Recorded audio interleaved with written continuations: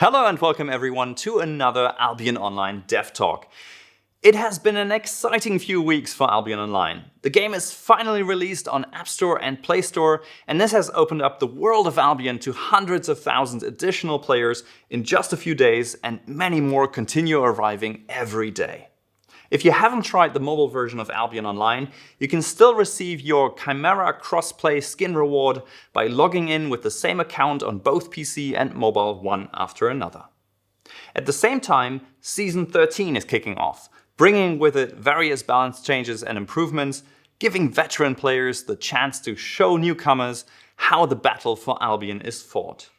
Of course, old and new players alike are now wondering what the future will bring for Albion Online. So today I'm happy to give you a very first glimpse of what's coming up next.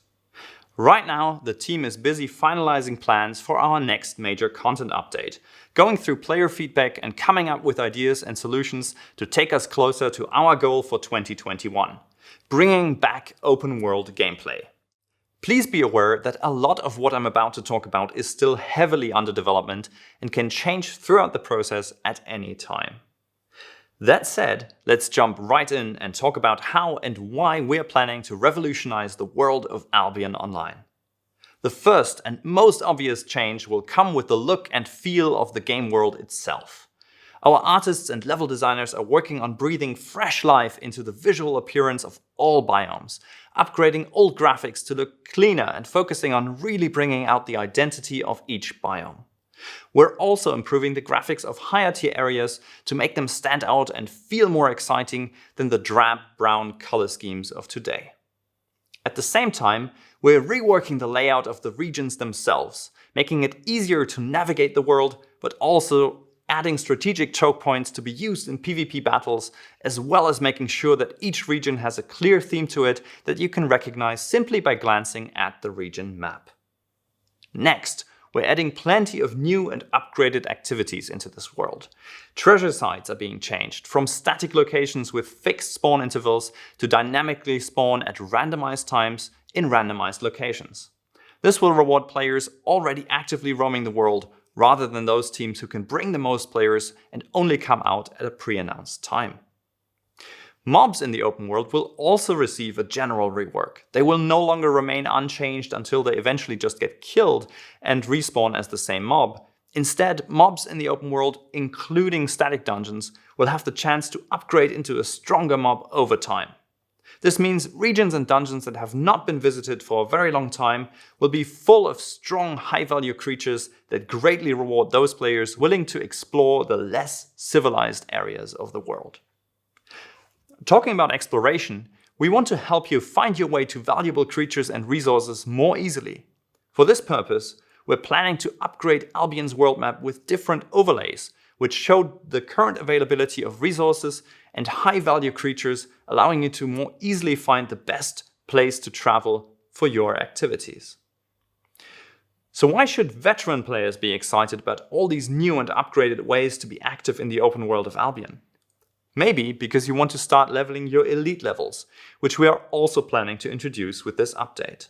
Elite levels will allow you to spend your fame credits to further push your specialization into your equipment and truly become a master of your favorite set of gear. We'll also be showing your mastery to other players when they're inspecting you, showing off all the effort that you spent mastering your abilities.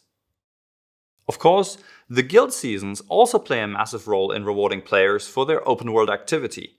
So we've made plans that players can take a more active role in unlocking their season rewards and that they are not fully dependent on their guild to take a top position in the season to receive an awesome battle mount of their own.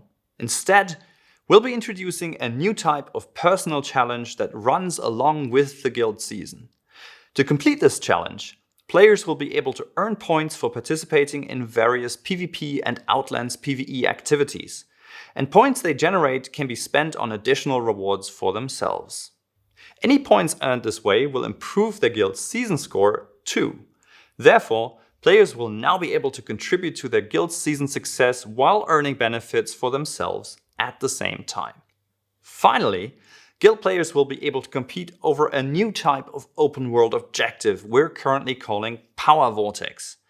These vortices of pure magical energy will appear at unpredictable times and places in the Outlands.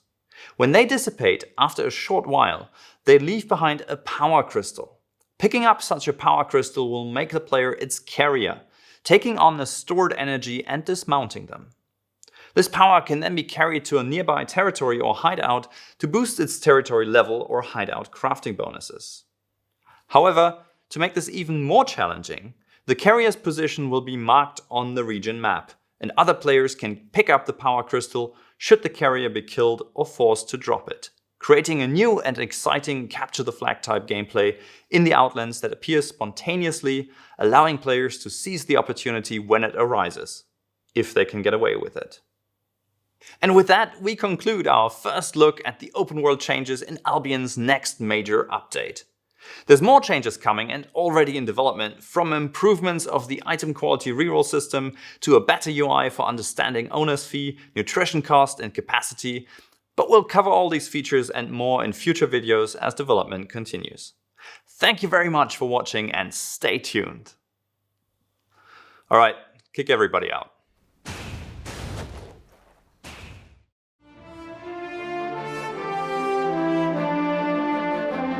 Thank you.